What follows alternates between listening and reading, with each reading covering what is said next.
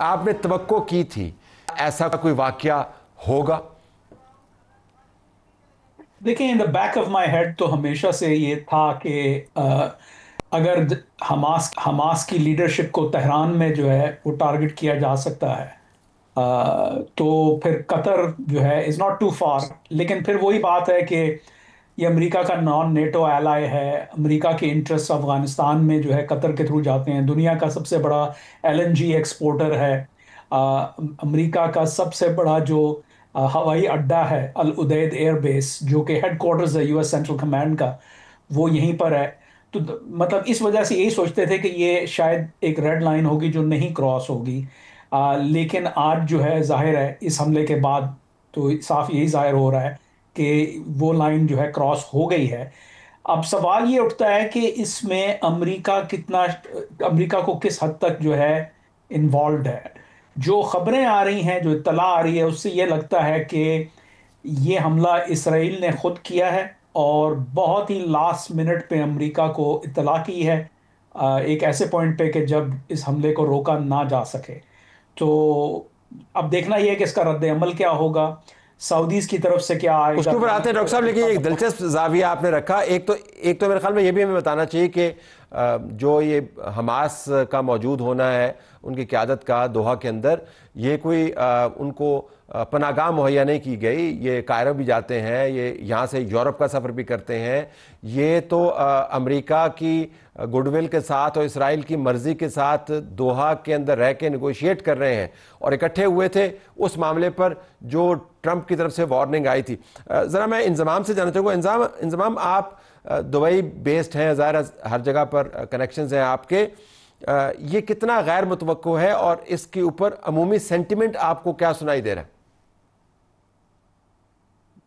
I think you hit the nail on the head when you tweeted this. You said a perfect host gets the perfect deception, and that is right because Qatar ने ये role play की as chief mediator for the issues between Gaza and Israel, and essentially today they were slapped in the face by this attack from Israel, and I think सारे gulf countries जो हैं वो completely condemn करे हैं ये attack का, and also they coming out with very strong language. UAE ने directly बोला है कि this is treacherous. Saudi Arabia have also said that this is completely unacceptable, and so have some of the other Gulf countries as well. But Abhi, I think सबसे बड़ा question ये है कि Qatar क्या करेगा next? Qatar might now need to seem as a place stepping away from the negotiations between Gaza and Israel. मुझे अभी लग रहा है कि ये बिल्कुल अभी negotiations और mediation का काम नहीं करेंगे, and they will decide that they will take a step back because they want to protect their own country, they want to protect their own people. Doctor साहब, ज़रा इसको वापस आएँ, ज़रा हमले की नौइयत हम देखें। और हमें पता है कि ऐसे हमले यकदम नहीं होते, इसके लिए बाकायदा आप इंटेलिजेंस इकट्ठी करते हैं, उसके बाद आप ये डिसाइड करते हैं कि आपने किस किस्म का वेपन यूज़ करना है। अगर रेजिडेंशियल एरिया है तो उसके लिए वेपन की सिलेक्शन और होगी, अगर ओपन एरिया है वेपन की सिलेक्शन और होगी। फिर आप ये असेसमेंट्स करते हैं कि इसकी कोलैटरल डैमेज किस किस्म की हो सकती है, और फिर आप ये डिसाइड करते हैं कि चूँकि हाई वैल्यू टारगेट है और बैनुल-अक़वामी तौर पर बड़ा हंगामा मचेगा, तो इसकी जो हाईएस्ट लेवल के ऊपर आपने इसकी इजाज़त भी लेनी होती है। तो नेतन्याहू ने तो इसको ओन किया है। सो मैं जो कहना चाह रहा हूँ वो ये कि ये मल्टीपल स्टेप्स हैं।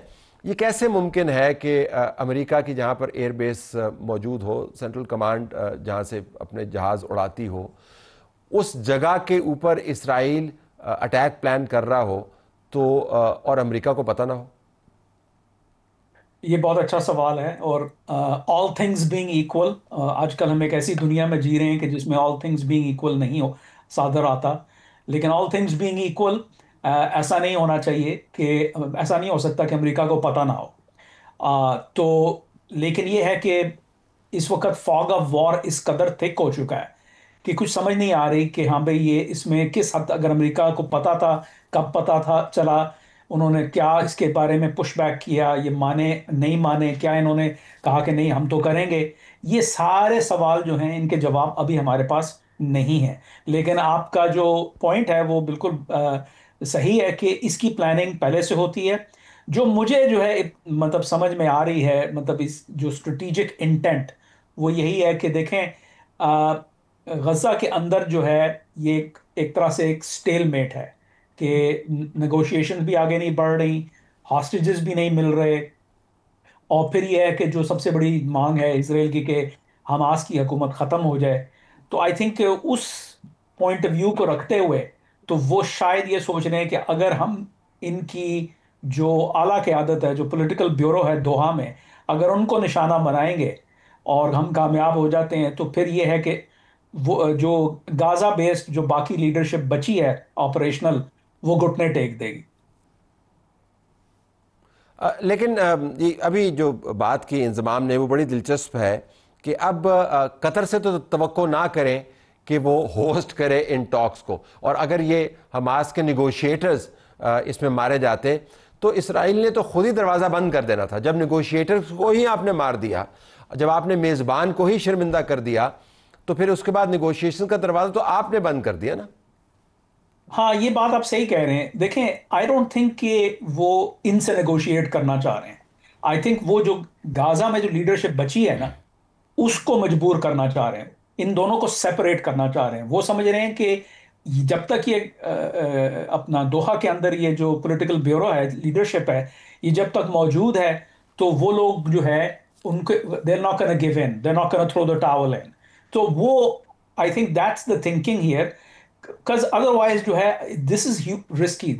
आई मीन आप बेसिकली अमेरिका के ऊपर बहुत ये प्रेशर आता है, क्योंकि अब सऊदी अरब, यूएई सिर्फ इसराइल को कंडेम नहीं करेंगे, और कतर वो अब अमेरिका पर भी दबाव डालेंगे कि भाई हम तो आपके एलाय हैं, तो अगर आप इनको रोक नहीं सकते हमारे ऊपर हमला करने के लिए, तो what does that mean for the future?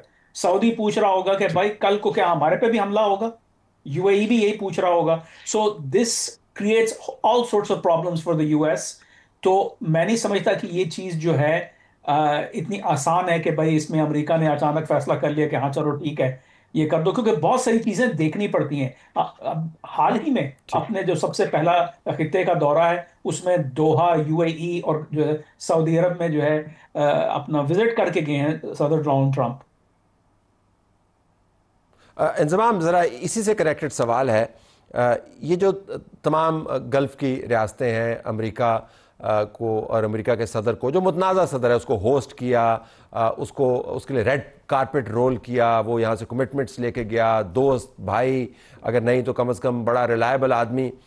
अब उसी अमेरिकी प्रेसिडेंट की वॉच के ऊपर बदतरीन किस्म का अबहाम और बदतरीन किस्म की वायलेशन एक गल्फ रियासत की, और जैसा बुखारी साहब कह रहे थे कि दूसरी रियासतें क्या सोच रही होंगी। So my question is this, what does it mean for the Gulf countries' rulers and the public? Hmm. Uh, and there's a big question mark over that now, right? इसलिए UAE particular and Saudi ने ऐसे stance लिए जिधर Iran और Israel के साथ relations खुले होके रखे हुए हैं, and they've kept that dialogue open between those two nations. They've kept trade between Israel as well, and very quietly they've kept those relationship ongoing, and they've made sure that there is no Hamas here in the UAE, that Qatar has housed all these Hamas leaders. But I think now थोड़ा सोचेंगे, इसलिए जैसे आपने बोला Donald Trump इधर आया था, deals बहुत थे, बिजनेस डील्स, ट्रेड डील्स बहुत किए थे, and that relationship with the US is very, very tight, particularly here in the UAE and Saudi Arabia. And I think now they will question it after today's incident. I think the UAE will very much remain on the outside, trying to uh, have a connection with Israel, have a connection with Iran and with the US as well. But the words were very strong today. They used the words treacherous, this attack by Israel on Qatar. And I think that word is a very strong word used by senior diplomats here in the UAE. And I think it will have a huge impact on the relationship going forward. मुझे लग रहा है कि any time in the future में red carpet फिर नहीं निकलेगा Donald Trump के लिए until this ठीक। issue between Gaza and Israel is solved.